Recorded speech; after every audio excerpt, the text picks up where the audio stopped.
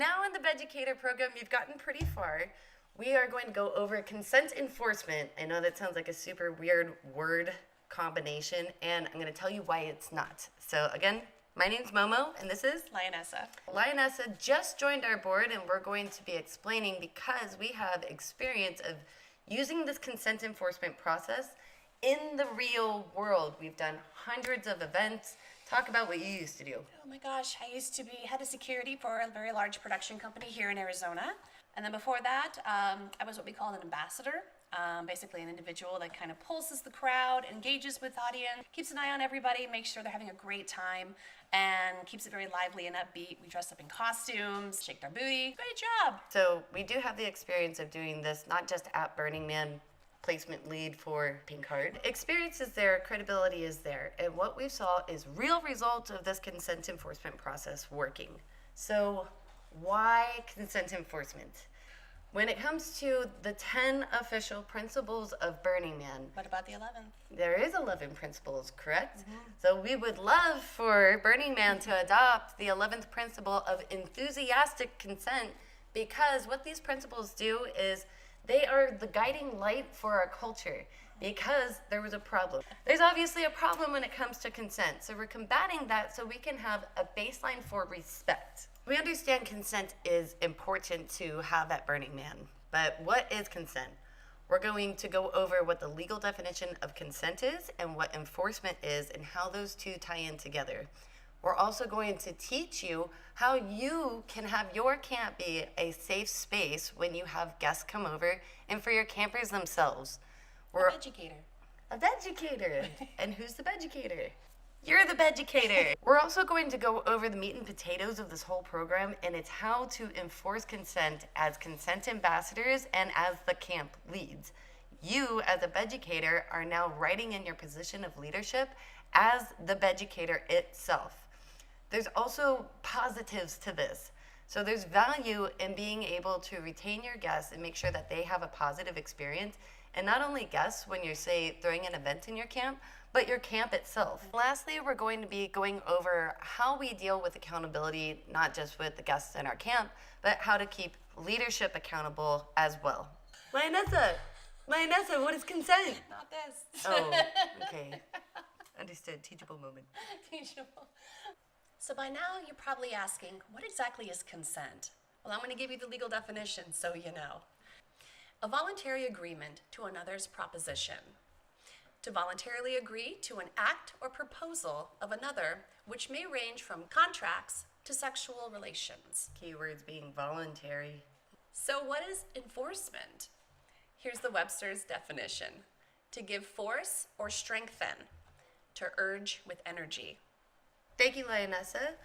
How do these two things relate to each other? So if enforcement means to strengthen and consent is a voluntary agreement to another's proposition, what consent actually is a baseline for respect.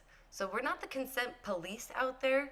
We are going to make sure that everyone has that baseline of respect. So the way that I like to think about it is, say if you're driving in your car and you're following the rules of the road, it makes for a really smooth transition for you to get to your destination. If there's another car that comes in and cuts you off, that baseline of respect is now underneath what is common for the road. So those are the things that we're looking out for so we can support other people to make sure that we're having a safety third burn. Next, we're gonna go over how to create a safe space. And the way that I like to think about this is what we're doing is we're building our house. So when you build your house, you're going to put furnishing inside, and then the most important part here is we're going to invite guests to come over every once in a while. So are we showing we care? We're going to go over where we can care for people, when we can care for people, and who are the people inside of our house that can be hosts to the guests that you allow inside. Middle of our street, our house. We need to create a safe space, right? I want to be safe to be myself, and we want to show the people that we care. So how do we create a safe space? Well, let's start with where we could do that. Where? This is our house. What's our address? We have 150 by 200 feet of space, so that's our finite place, and the finite time is the duration of Burning Man. So that's what we're going to focus on as Camp Bed. outside of this BEDucator program. So your camp has an address and your camp has a physical space. So what kind of home did you build? Are you the type to make cock waffles like ooey gooey and you're gonna serve them at nighttime through a glory hole? Because that's a real camp out there. You put some planning into bringing out your cooking utensils, making sure that you have the batter. So one of the things that I think some of us forget that we need to put focus onto is the principles that the people stand for. So we're going to culture and foster consent because that is the basis of respect when it comes to our culture here at Burning Man and following our 11th principle of enthusiastic consent. Will your camp be known for following all 10 principles? It's 11. Oh, no. Oh, you're right. It is 11. What's the 11th principle? Consent! Consent, baby! If your house is known for following all 11 of the principles, let's say you throw a party and you're going to invite guests over into your camp. You want to welcome them into your home, right? So are you going to make them take off their shoes? That depends. How dirty are their feet? I don't know. Dirties are pretty dirty. Just like how there's certain home etiquettes with each and every camp, you could have different rules. Whatever your rules are, what we encourage is for you to set your boundaries at the door. Take Orgy Dome, for example. You're going to get a consent talk before you're allowed to go inside of those tents. One of the things that they have as a hard rule is no cell phones inside of there for taking pictures. You know what happens when you take a picture inside the Orgy Dome? They bust out a hammer and they will smash your phone into pieces. That's just an FYI if you think that you could take pictures in Orgy Dome. Don't do it. Don't do it. I mean, unless you don't care about your phone, you're not going away with those pictures. So there's a reason why there's certain rules within each of the camps if you have especially an 18 plus activation like the Orgy Dome. It's also respect. It's totally respect. If consent is the basis of respect, what we want to promote is the enthusiastic consent, because when you're at Burning Man, it's a large yes culture. And although we want to promote you having a great and fun time, we don't want to make somebody else feel poorly about it. Let's just remember, though, if it's not an enthusiastic yes, it's a no. It's a fuck no. It is a goddamn no. Okay, so inside of your camp, the who are your campers. And one of the things that helps make the safer space is your campmates themselves. So we have this consent enforcement process that we're going to go over. And when you know what it is, you become a consent ambassador. So who can become a consent ambassador? Literally anyone. It's just knowing the consent enforcement process, because the consent ambassador may or may not be what's called the capable individual. So that's where our camp leads, being leads, were responsible for dealing with situations that need to be escalated. Camp leads are people too. So sometimes when that person is a camp lead and they're not the capable individual, it needs to get escalated to, say, a ranger. Does that person know medical procedures? Is there a broken leg? No. We need to get them over to a med tent. Is that person tripping and no one really knows how to deal with the situation, including our volunteer rangers? Get them over to Zendo. So the capable individual doesn't mean that you know everything that there is to know about consent. It does mean that you know the process when it comes to an escalation that might happen in your camp. What about those that don't know what Zendo is? You better learn.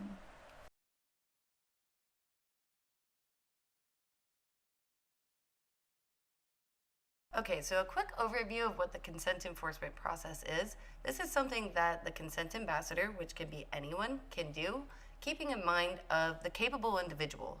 So the first step in the consent enforcement process is called the hey, how's it going? What this is bystander intervention. If you see something going on, or even if you think you see something that's going on, give them a hey, how's it going? Exactly. Never assume ill intent. You definitely want to make your presence known when you talk to these individuals. And 99% of the time is where it's going to actually end. Thanks for that. Yeah, so if you go and give someone a hey, how's it going, and you think something hinky's going on, you might find out that actually this couple was together, or they have standing consent, which means that consent has already been granted and you just didn't know about it. So step 2 in this process, and this is the real meat and potatoes when it comes to culture curation of Burning Man, is called the teachable moment. And what the teachable moment is verbally stating boundaries, whether that's for yourself, or if you've given a hey, how's it going, you find, hey, spider senses are going off, and then the boundary needs to be verbalized in order to support another burner. Definitely. We teach the boundary and we never shame. We also make the call on the severity, and we don't execute this twice. So why don't we execute this twice? Because the boundary's been verbalized. You already know that you have crossed the line, and you're informed of what that line is. So the next step is removal. Yep, it's either going to be temporary or it's going to be permanent. We support each other in this decision, and there is support on the person who needs it the most. Thanks, Lionessa. This is a really brief overview. Again, we're going to have another video where we're going to dive into how to execute the hey, how's it going, the teachable moment, and the removal, and who is going to do each of these steps when there is an escalation within your camp. So there's a benefit to this.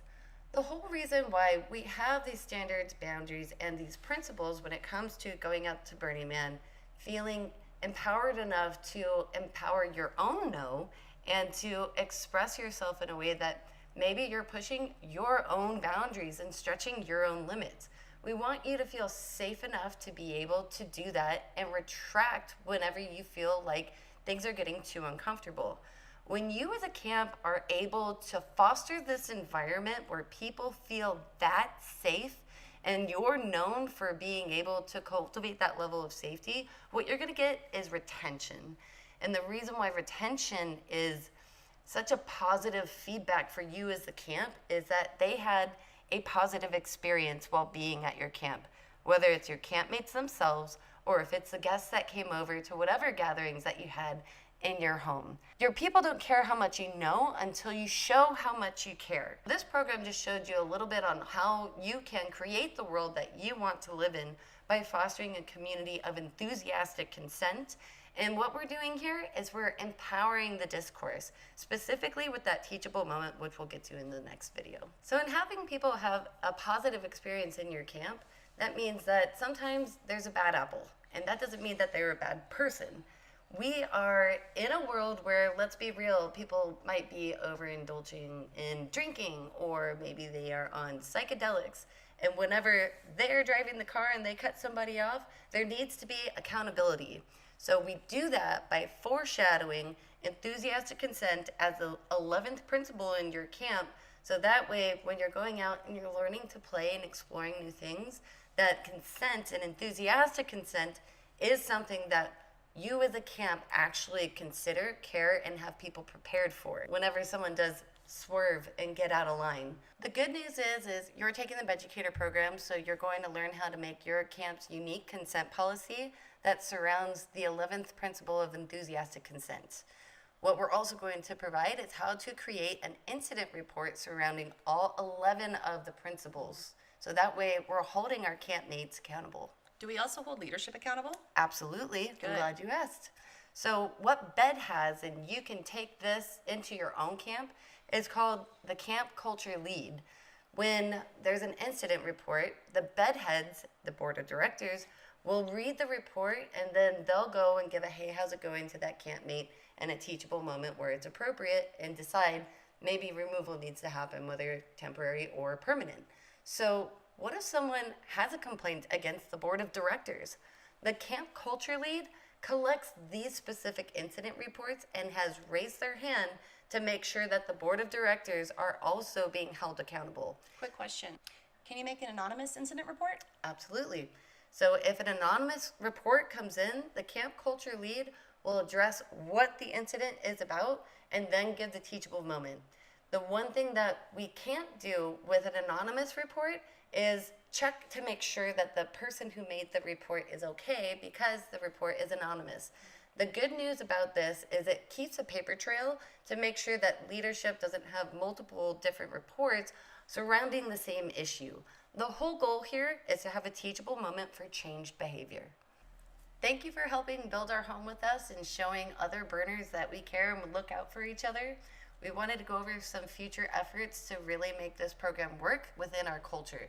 So we're going to be partnering with regionals as the Bureau of Erotic Discourse BED. So what we're looking for is to have a department lead who is a BED head, so that is a BED leader at the state level for all 50 states when it comes to regional burns. So we're taking it outside of Big Burn and we're condensing it down into the state level. We are pushing for enthusiastic consent to be the 11th official principle of Burning Man organization. We've been asking for this for a while because there's a problem. So we want to have this as an official principle to make this work easier for new burners. Last but not least, we want a BEDucator in every single camp at Burning Man. That way we can promote the principle of consent and make sure that people are having those safe spaces and encouraging their own yes enthusiastically and feeling empowered enough to say no. Can you imagine in a city of 70,000 people having a BEDucator in each camp? Each camp. How safe will you feel? Yeah, I mean, when you pass out, you could just write, hey, I belong to 615 and E, and you know that you'll be okay, and someone will get you back. Oh, that would be great. Yes, it would be great. So thank you in helping us create that safe space that we want. And if you need more help with this training, we have a Bed Buddy system. So reach out to us at bedburningman@gmail.com.